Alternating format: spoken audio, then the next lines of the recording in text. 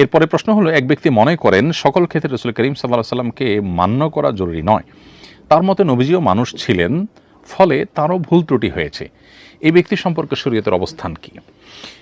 এই ব্যক্তি অত্যন্ত স্পর্শকাতর এবং গুরুতর একটি ভুলের মধ্যে আছেন, যার কারণে তিনি বিভ্রান্ত, এবং তার অবস্থান ভেদে এটা ঈমান হরণকারী বিষয় পর্যন্ত হতে পারে, অর্থাৎ তিনি ইসলাম থেকে খারিজ পর্যন্ত হতে পারেন।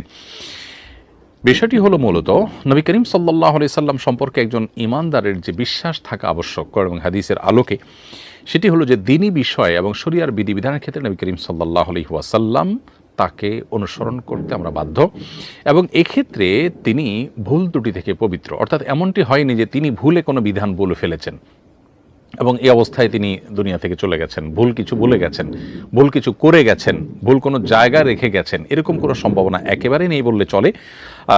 আল্লাহ তাআলা কোরআনে কারিমে বলেছেন, ওমা ইয়ানতিকু আনিল হাওয়া ইন হুয়া ইল্লা ওয়াহয়ুন ইউহা। নবীজি যা কিছু বলেন তার কোনো কিছুই কিন্তু তার প্রবৃত্তি থেকে, তার নিজে থেকে বলেন না। ইয়ান্তিকু শব্দটির অর্থ হলো মুখ দিয়ে যা উচ্চারণ করে মানুষ, তিনি এমন কিছু উচ্চারণ করেন না যেটা তার মন থেকে তার খেয়াল খুশি মতো হয়, বরং যা কিছু বলেন ইন হুয়া ইল্লা ওয়াহয়ুন ইউহা, সেটা ওয়াহি, আল্লাহর পক্ষ থেকে তার কাছে প্রেরিত হয়। এখান থেকে পরিষ্কারভাবে বোঝা যায় যে তাকে আল্লাহ তাআলা এ জাতীয় অর্থাৎ শরিয়া রিলেটেড কোনো বিষয়, দিনের কোনো বিষয়ের ক্ষেত্রে ভুল ত্রুটি ঊর্ধ্বে রেখেছেন। তবে হ্যাঁ, মানুষ হিসেবে তিনি যে সমস্ত পার্থিব বিষয় আশা আছে সেই বিষয়গুলোর ক্ষেত্রে তার কোনো ভুল হতে পারে।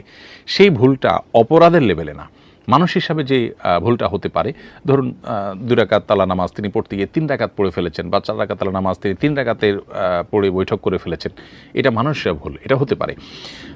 অতএব নবী করিম সাল্লাল্লাহু আলাইহি সাল্লাম শরিয়া এবং দ্বীনের বিষয়ে যত গাইড আমাদেরকে করেছেন তার সব কিছু আমরা মানতে হবে। এর বাইরে পার্থিব বিষয়ে তার ভুল হতে পারে। নবী করিম সাল্লাল্লাহু আলাইহি সাল্লাম যখন মদিনায় এসেছেন, রাফি ইবনে খাদিজা রাদিয়াল্লাহু তাআলা থেকে বর্ণিত সেই প্রসিদ্ধ হাদিস যেটি মুসলিমে বর্ণিত হয়েছে, অন্য হাদিসের কিতাবে বর্ণিত হয়েছে, সেই হাদিসের কিতাবের আলোকে আমরা জানি নবীজি মদিনায় এসে মানুষজনকে দেখলেন তারা খেজুর গাছের পরাগায়ন করছে।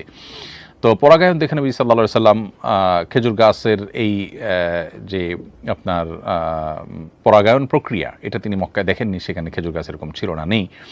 তো তিনি অবাক হয়ে বললেন যে এটা করে কী লাভ? তিনি মনে করেছেন এটা হয়তো কোনো কুসংস্কারের অংশ, যে পরাগায়ন করলে খেজুর হয়, এরকম মানুষ হয়তো ধারণা করে।